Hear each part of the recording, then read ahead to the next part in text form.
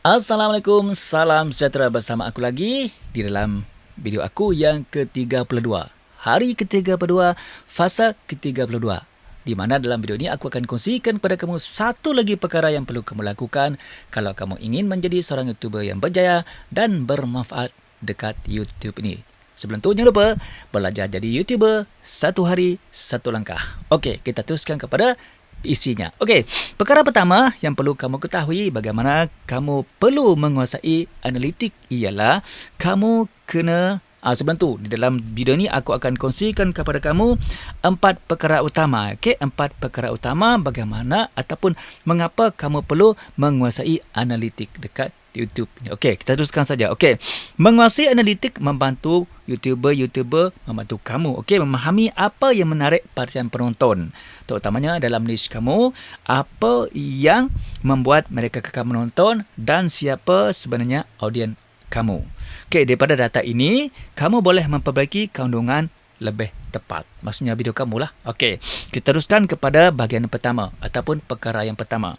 Perkara yang pertama ialah CTR, iaitu Click Through Rate. Okey, CTR menunjukkan berapa ramai orang yang mengklik atau memilih untuk menonton kandungan ataupun konten selepas melihat paparan atau thumbnail dekat video kamu. Okey, jadi mana macam maksudnya ialah CTR tinggi bermakna apa yang perlu kamu buat, kamu kena buat tajuk, thumbnail ataupun pembungkusan konten berjaya menarik perhatian.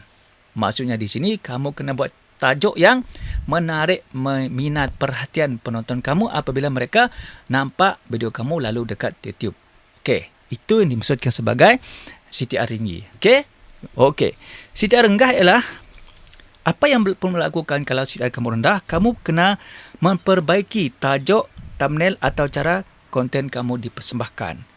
Maksud di sini kamu kena ubah lagi lah dari segi thumbnail kamu, perkataan, gambar, warna dekat kamu punya thumbnail. Okey, yang ketiga, kamu juga boleh menggunakan data eksperimen untuk mencipta sebuah thumbnail yang insyaAllah boleh menarik perhatian terutamanya penonton dalam kategori kamu. Iaitu kamu boleh cuba beberapa gaya tajuk dan thumbnail untuk mengetahui perkara yang paling menarik penonton kamu. Okey, sekarang kita pergi kepada perkara yang kedua. Okey, perkara kedua ialah retention, iaitu pengekalan penonton. Berapa lama penonton kamu menonton video kamu. Okey, retention menunjukkan berapa lama penonton kekal menonton konten sebelum mereka meninggalkannya. Maksudnya berapa lama penonton kamu menonton video kamu, sama ada mereka menonton sampai habis, menonton separuh, setengah saja ataupun mereka terus swipe kamu punya video. Okey.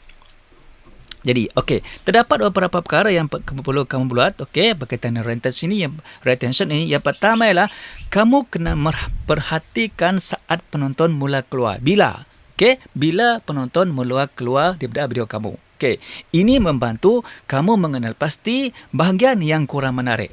Jadi nanti di video akan datang kamu akan buang bahagian itulah. Yang kedua, kamu kena menguatkan bahagian awal video kamu. Hook yang jelas boleh membantu membuat penonton terus menonton video kamu sampai habis. Yang ketiga, kamu buang bahagian yang meleret-leret. Yang boleh membuat penonton kamu bosan. Jadi apa yang perlu kamu lakukan kamu sampaikan isi dengan lebih padat supaya penonton tidak cepat bosan. Maksudnya di sinilah kamu kena fokus kepada maklumat penting ataupun isi-isi penting di dalam video kamu. Pastikan perkara itu serta memberi manfaat kepada penonton kamu. Sekarang kita pergi kepada perkara yang ketiga, iaitu demografi. Demografi ialah ia memberikan gambaran tentang siapa penonton kamu, bergantung pada data yang tersedia di platform. Pertama, kamu boleh mengenal pasti berapa umur penonton kamu. Melalui demografi ini kamu boleh mengenal pasti berapa umur penonton kamu. Kamu boleh memahami golongan yang paling banyak menonton kandungan ataupun konten video kamu. Yang kedua, kamu juga boleh melihat lokasi dan bahasa. Ini membantu menentukan gaya bahasa serta topik yang lebih sesuai untuk kamu gunakan di video kamu yang akan datang. Dan perkara ketiga, kamu juga boleh mengenali penonton utama kamu. dengan cara menggunakan maklumat tersebut untuk menghasilkan kandungan yang lebih relevan di masa akan datang. Maksudnya video lah, okey, di masa akan datang. Okey.